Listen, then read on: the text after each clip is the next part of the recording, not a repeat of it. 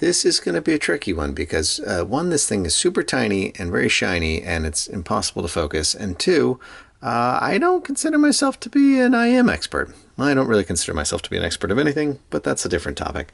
I have been fortunate enough to listen to a bunch of really nice IEMs at on various occasions. And actually spent a bunch of time with the HIFI Svarnar. I will probably never pronounce that correctly, which is a very, very luxe, top of the line IEM.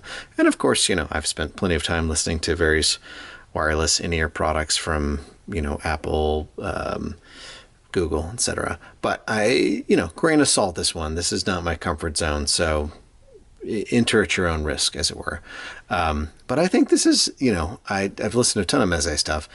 I generally am very positive on the Meze stuff. One, because it often sounds pretty darn nice. Two, because the build quality and the materials and the packaging and everything is great. And three, because Meze products typically have a point of view. And I really like that. They're not a sort of hitting a price point. They're hitting a point of view. They're attempting to deliver a sort of complete experience. And these at, I think, less than 160 US dollars deliver quite a bit, quite a bit. And to the point where it sort of makes you question, how much hi-fi do you really need? I'm going to see if I can turn back on the autofocus and see if it'll play nice with me. Because yeah, anyway. So this is the guy, this little guy here. It's just a very nice little jewel of an object. Nice material choices, very pretty, and of course the little Trident Meze logo on there. This is the cable it comes with, which is also pretty luxe, pretty nice. Again, Meze always kind of hitting a home run with their materials. You get a nice little red accent on the right ear, very handy. And yeah, just a little, the cord, the cable is sort of preconditioned to wrap around your ear, which is very nice. I've had these for a long time, like sort of, I feel sort of bad it's taken so long to review them like that long.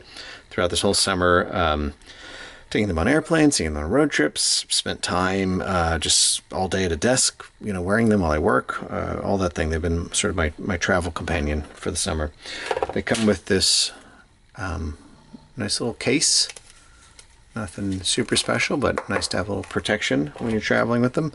And they also come with this little USB to 3.5 adapter, which they call a DAC amp.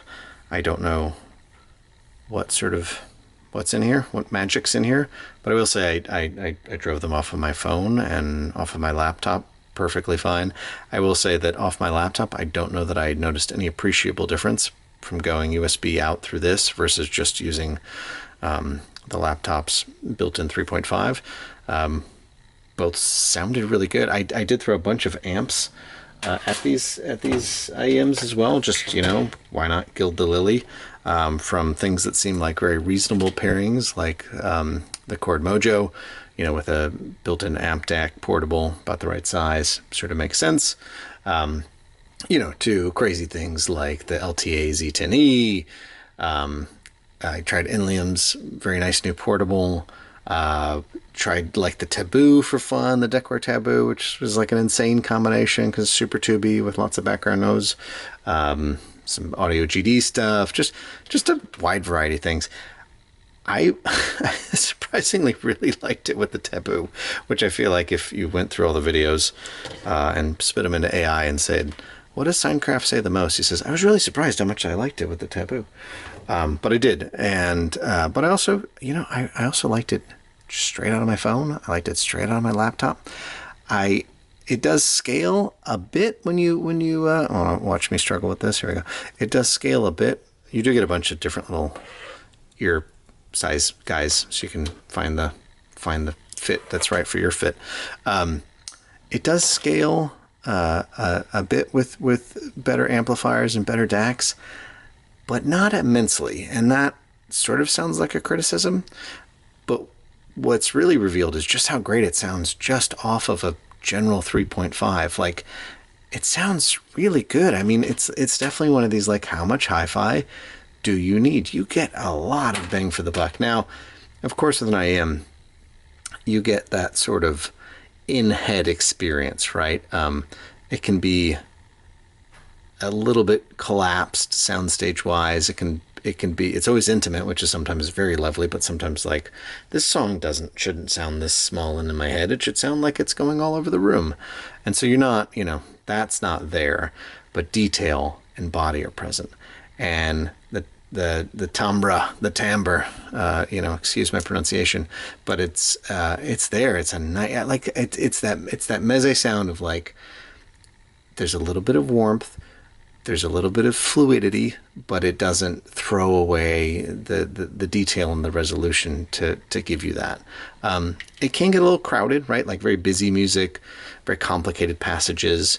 It starts to get a little blurry, a little mushed together.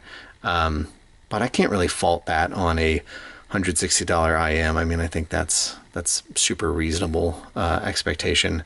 But yeah, I mean, this and a phone, this and a laptop, you you get a lot. You get a lot of the experience of much better gear.